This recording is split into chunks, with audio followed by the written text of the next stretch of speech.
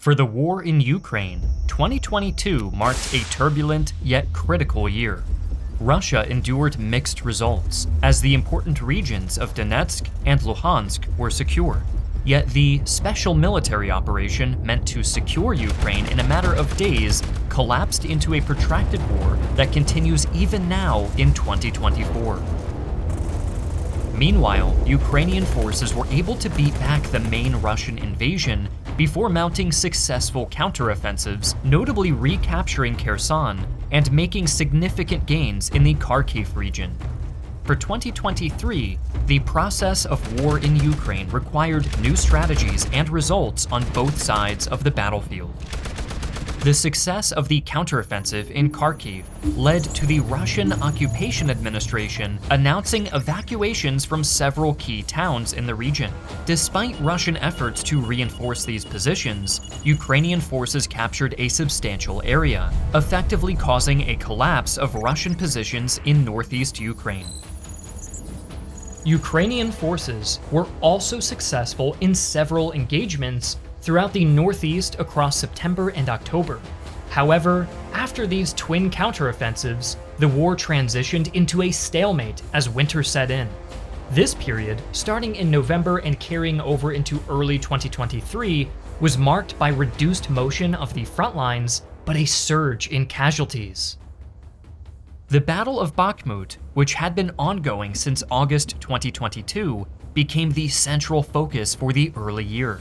During this time, Russia's Wagner Group took a more prominent role, engaging in intense fighting that left them enduring significant losses. Despite this, they were able to capture the strategic town of Soledar on January 16th, tightening the encirclement of Bakhmut. By February, Bakhmut was attacked from three sides, with only western supply routes remaining open. In early March, Ukrainian forces destroyed key bridges to inhibit Russian movement in eastern Bakhmut and limit potential Russian pathways westward out of the city. While this hinted at a strategic withdrawal due to their near encirclement, Ukrainian commanders instead sought to continue defending the city. By May 20th, Wagner leader Prigozhin declared Bakhmut to be under Wagner control, but also disclosed that more than 20,000 of his troops died fighting for the city, with about half of those being Russian convicts recruited for the war. Heavy fighting also occurred in southern Zaporizhia and Donetsk Oblast, especially near Volhodar, which saw the largest tank battle of the war end disastrously for Russian forces due to the loss of over 130 tanks and armored personnel carriers. Cyber warfare is playing a key role in shaping intelligence, deception, and politics in modern conflicts like the ongoing war in Ukraine. That's why NordVPN, the world's premier cybersecurity platform and the sponsor of today's video, is such a critical tool in keeping your online activities safe and secure. Visit nordvpn.com/historyvpn and learn how Nord protects you from man-in-the-middle attacks that can compromise free Wi-Fi networks and allow hackers to intercept your data, or crippling ransomware that allows bad actors to hold your data hostage. My team and I make extensive use of global instant messaging services like Discord to coordinate and collaborate, so we're no strangers to cybersecurity risks. Nord tools like threat protection keep us and our data safe by shielding us from malware, trackers, and ads, while Dark Web Monitor notifies us if someone leaks our credentials. If you'd like to support our channel, try NordVPN today with a risk-free 30-day money-back guarantee and get a 2-year plan with 4 extra bonus months. Simply sign up using our link in the description below or visit nordvpn.com/historyvpn and start protecting yourself today.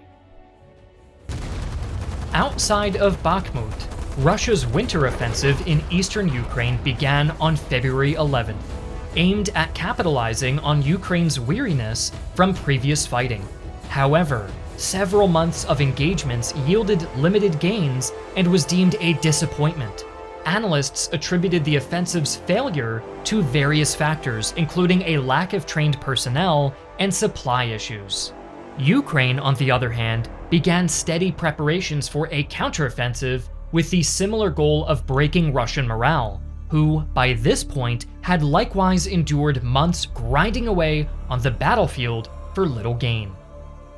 In the initial months of 2023, Ukrainian forces began planning for a spring counteroffensive. This strategic phase involved integrating advanced military equipment from NATO allies, which included over 1,550 armored vehicles, 230 tanks, and air defense systems. Additionally, Ukraine's allies trained and equipped more than 9 new Ukrainian brigades, totaling over 30,000 troops.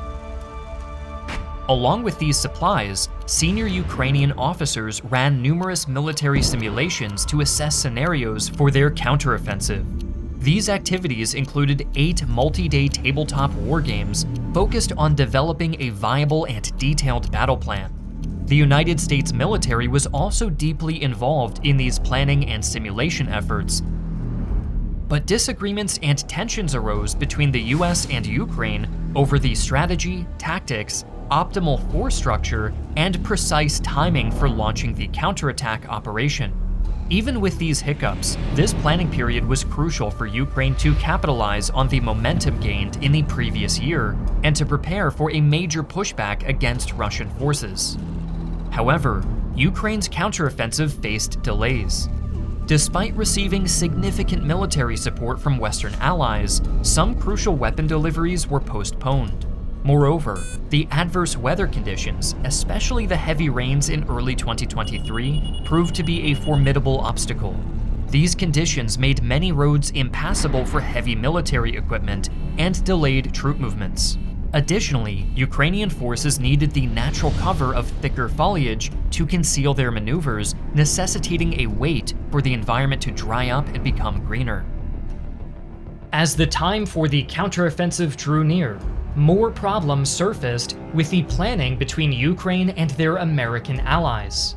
The US military wanted to start in mid-April, emphasizing the urgency to launch the attack before Russian forces could strengthen their defenses. However, Ukraine believed they weren't ready, needing more weapons and training. Tactically, the US favored a concentrated mechanized assault along a single southern axis, while Ukraine opted for attacks along multiple fronts, believing it would force Russian troops to spread out. Ukraine was also forced to shift its approach from relying on mechanized assaults to primarily dismounted infantry attacks after suffering heavy losses of armored vehicles.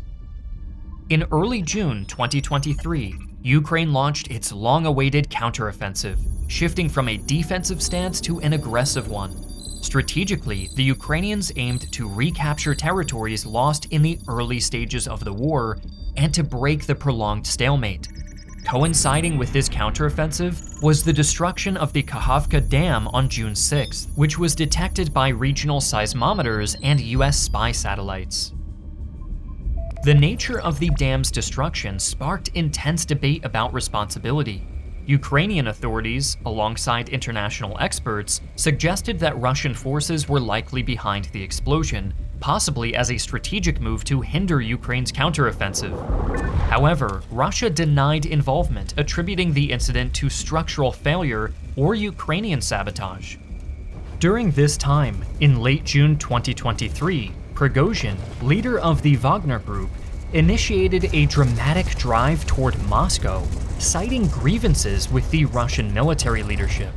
Although this move was seen as a significant escalation, it ended abruptly as Prigozhin ordered his forces to halt and retreat. On August 2023, Prigozhin died in a plane crash, an event shrouded in mystery and speculation, marking a pivotal moment for the Wagner Group, which would later be integrated into the Russian army. A key focus of Ukrainian strategy was centered on regaining ground in the Donetsk and Zaporizhia regions. Notably, Ukrainian forces retook the village of Robotyne in Zaporizhia Oblast on August 28. In Donetsk, the Battle of Avdiivka entered a critical stage, with Ukrainian officials reporting a reduction in the number of ground and air attacks by Russian forces, although the area, considered the most fortified in all of Ukraine, remained a focal point for Russian military efforts. Despite these challenges, Ukrainian forces successfully repelled multiple attacks, maintaining control over strategic positions. Additionally, they conducted successful operations in the area near Bakhmut. Progress was bolstered by the recapture of several villages in the east and southeast. To the Ukrainian military, these successes signified a weakening of Russian defensive capabilities in these areas, creating opportunities for Ukrainian forces to push further. In reality, Ukrainian troops faced significant challenges against well-entrenched Russian defenses. Russian troops frequently redeployed across different sectors, complicating the Ukrainian strategy. Despite this, the Ukrainian forces adapted by rotating their units to maintain combat effectiveness rather than relying solely on redeployments. This approach allowed them to continue pressing against Russian defenses in the southern part of Ukraine around Bakhmut, increasing the likelihood of forcing Russian retreats to their defensive positions. Outside of ground offensives, a key focus for both sides has been the extensive use of airstrikes. Ukrainian forces demonstrated their capabilities through strikes in strategically important locations. In Mariupol, despite the city's occupation, Ukrainian strikes aimed to disrupt Russian control and logistics. Furthermore, Ukraine's ability to project power into Crimea was demonstrated by the audacious sinking of a Russian ship in the port of Novorossiysk and targeted attacks on the Black Sea's fleet headquarters in Sevastopol. Conversely, Russia intensified its own aerial assaults over areas like Kherson and Kharkiv. These regions experienced a surge in Russian strikes, targeting not only military installations, but also critical civilian infrastructure, aiming to degrade Ukrainian morale and operational capabilities. Adding to the complexity, Ukrainian forces faced significant challenges from Russian Zala Lancet drone deployments. During Ukraine's counteroffensive, Lancet drones disabled or outright destroyed a number of valuable Ukrainian assets. By August 3rd, Russia conducted around 507 Lancet strikes, primarily targeting Ukrainian artillery installations and military infrastructure. The drones effectively destroyed or damaged numerous defense complexes, radar and communication hubs, and tanks, significantly hindering Ukrainian military capabilities. Beyond conventional military forces, the conflict has been further complicated by the deployment of volunteer and paramilitary groups from both sides of the war. For Ukraine, the most notable of these came with the deployment of the Free Russian Legion in Bakhmut, as well as the Russian Volunteer Corps in areas of Belgorod. While beneficial to operations on the front, the ideological motivation of these groups quickly became a cause for concern among outside analysts and international allies. The Russian Volunteer Corps, which is designated as a far-right organization with its origins in earlier right-wing groups like the Azov Regiment, continues to operate in the field. According to unverified news reports, RVC militants were also earning a regular salary from the Ukrainian Defense Ministry despite being deemed independent from the armed forces of Ukraine.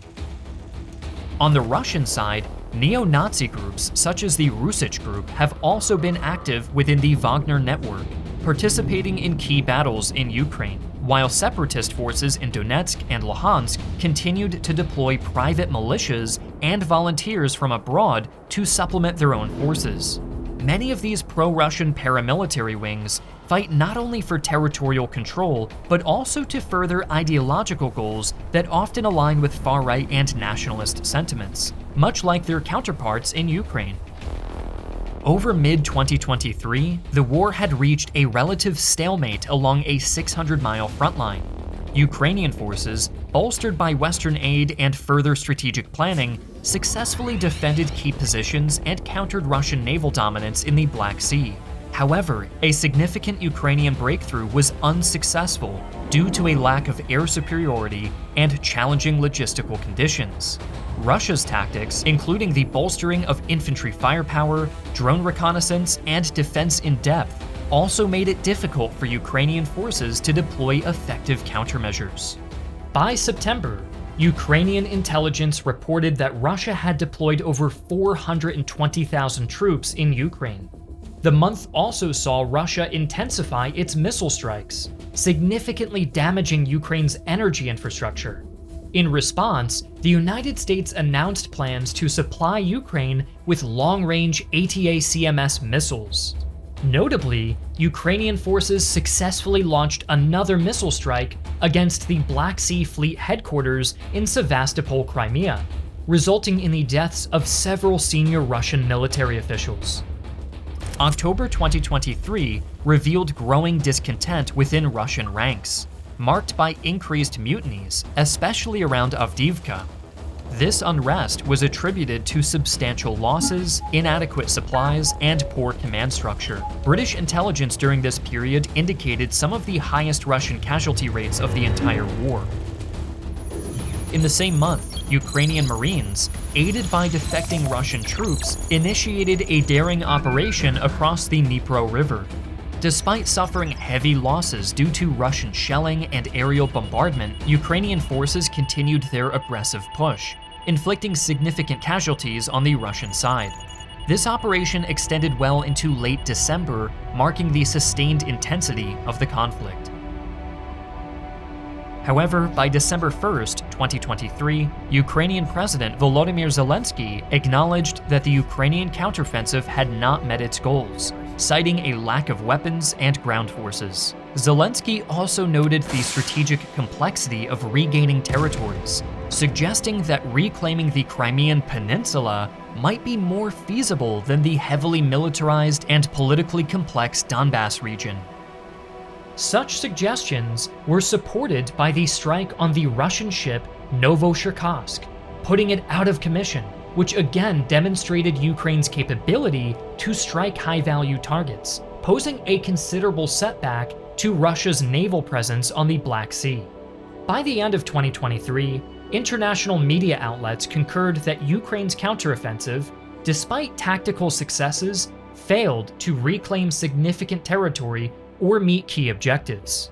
The conflict entered 2024 with a new winter stalemate, while the battle to control Avdiivka was still ongoing.